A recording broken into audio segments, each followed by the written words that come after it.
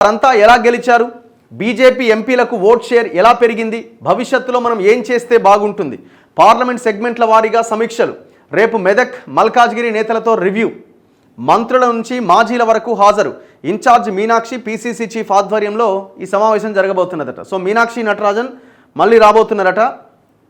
ఇక ఆమె పని స్టార్ట్ చేసిందనమాట.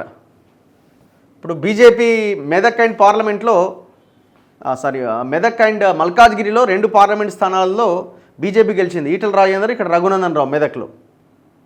నెలకోసారి ఫీడ్బ్యాక్ అట, పనితీరు పైన ప్రోగ్రెస్ రిపోర్ట్ అట, మంత్రుల నుంచి డీసీసీ వరకు పార్టీ కోసం ఏం చేస్తున్నారు, నేతలు కార్యకర్తలను ఆదుకుంటున్నారా లేదా, ఇకపైన ప్రతి నెల సమీక్షలు, ఇప్పటికే టీంతో ఇంటర్నల్ డిస్కషన్.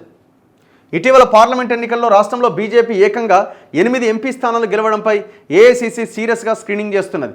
ఒక్కసారిగా బీజేపీకి ఓట్ షేర్ పెరగడంపై ఆరా తీస్తున్నది. ఆ ఎన్నికల్లో బీజేపీ బీఆర్ఎస్ ఇంటర్నల్ ఒప్పందాలతో కలిసి పనిచేశాయని గతంలో టీపీసీసీ నాయకులు హైకమాండ్కి వివరించారు. కానీ మరోసారి పరిశీలించేందుకు అగ్రనాయకత్వం సిద్ధమైంది. దీంతోనే బీజేపీ ఎంపీలు గెలిచిన సెగ్మెంట్లపై ఏఐసీసీ ఫోకస్ పెంచింది.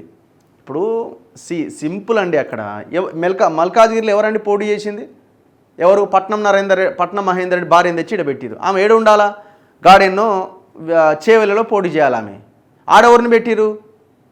ఆ తీవ్రమైన కబ్జా ఆరోపణలున్న పక్క పార్టీ నుంచి వచ్చిన ఆయన ఎవరో ఉండే కదా, ఆయన ఎవరో రెడ్డిని పెట్టిరు, ఒక పారిశ్రామికవేత్తని. ఆయన మీద లేనిపోయిన ఆరోపణలు ఉన్నాయి ఆయన మీద. సో అసలు అభ్యర్థులను పెట్టడంలోనే పెద్ద ఎత్తున కాన్స్పిరసీ ఉన్నది. బీఆర్ఎస్ బీజేపీ కాదు, కొంతమంది కాంగ్రెస్ నాయకులు కూడా బీజేపీ గెలవడానికి ఉపయోగపడరన్న వార్తలు కూడా వచ్చినాయి ఆ టికెట్ల కేటాయింపు విషయంలో. మరి అది ఏందన్నది మీరే తెలుసుకోవాలా.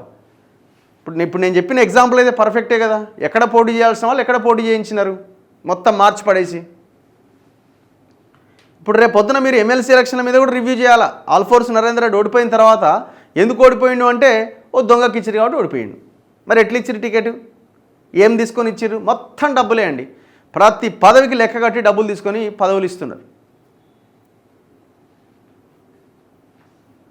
మరి ఇప్పుడు ఆమె ఏం చేస్తారన్నది చూడాలి. సో నిన్న కాపు నేతలంతా సమావేశం అయ్యారట.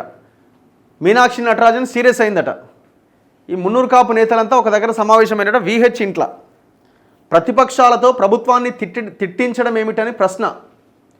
కాంగ్రెస్ పార్టీని తిట్టలేదని మీడియాకు VH వివరణ ఇచ్చిందట. కాపు నేతల భేటీపై నటరాజన్ సీరియస్. కాంగ్రెస్ సీనియర్ నేత మాజీ ఎంపీ వి హనుమంతరావుపై ఏఐసీసీ సీరియస్ అయిందట.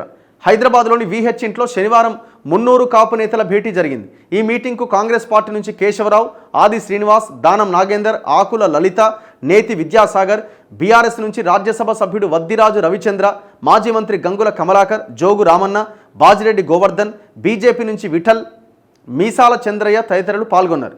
300 కాపు నేతల సమావేశానికి ప్రతిపక్ష పార్టీల నేతలను పిలవడం పైన VH పైన తెలంగాణ రాష్ట్ర కాంగ్రెస్ వ్యవహారాల ఇన్ఛార్జ్ మీనాక్షి నటరాజన్ ఆగ్రహం వ్యక్తం చేశారట.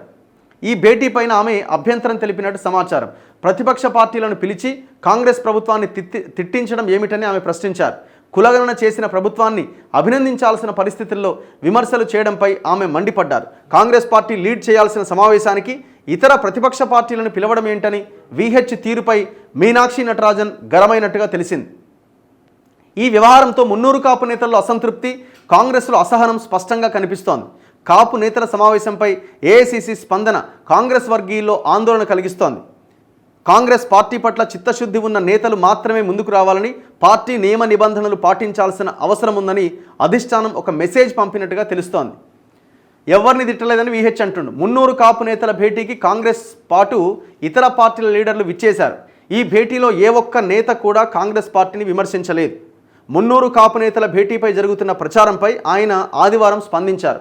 నిన్న జరిగిన మీటింగ్లో ముఖ్యమంత్రి ప్రభుత్వాన్ని ఎవరూ తిట్టలేదు అని హనుమంతరావు స్పష్టం చేశారు. కులగణనలో 300 కాపు జనాభా లెక్క కొంచెం తక్కువగా ఉందని మాత్రమే నేతలు వ్యాఖ్యానించారు. దీనిపైన సీఎంతోనే మాట్లాడతాం, సీఎంతో మాట్లాడాకే 300 కాపు సభ తేదీ ఖరారు చేస్తాం అని VH తెలిపారు. 300 కాపు భేటీలో మాట్లాడిన విషయాలను కొందరు తప్పుడు ప్రచారం చేస్తున్నారని పేర్కొన్నారు. 300 కాపు నేతల భేటీ వ్యవహారంలో VH పైన ఇట్లా కాంగ్రెస్ అధిష్టానంతో మాట్లాడతానని ఆయన చెప్తున్నాడు. సో ఈ కులాల మీటింగ్లు పెట్టడం కరెక్ట్ కాదు, ఇది ఎటేటో పోతుందని కాంగ్రెస్ కొంత ఫోకస్ చేసినట్టున్నది. ఇప్పుడు మరి సమావేశం అయితే ఏమవుతుంది? మీకు వచ్చిన నష్టమే ఉంది? ఏమైనా ఇబ్బంది ఉందా? అవుతారు. ఇప్పుడు మరి మీరందరూ మీరు వేరే వేరే వర్గాలకు సంబంధించిన వాళ్ళంతా ఒక దగ్గర సమావేశం అవుతలేరా? ఇప్పుడు మన ఐటీసీ కోహినీర్ హోటల్లో సమావేశం అయిన వాళ్ళంతా ఎవరు? దాదాపుగా మెజారిటీ మీ వాళ్ళే కదా. మరి ఆ మీటింగ్ మీద ఏం తేల్చినారు? ఆ మీటింగ్ మీద ఎవరైనా సీరియస్ అయ్యారా? కాలేదే.